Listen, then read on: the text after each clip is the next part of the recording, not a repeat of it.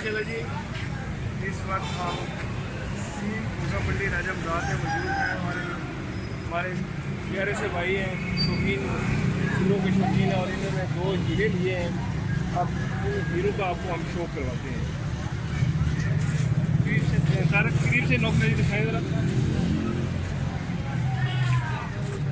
नलियाँ दिखाएँ,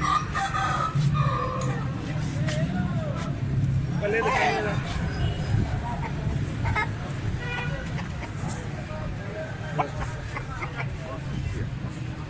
भाई से हीरे की खूबियों के बारे में ज़रा पूछते हैं, बता दें। वाइट होती है, वाइट नदी होती है, वाइट।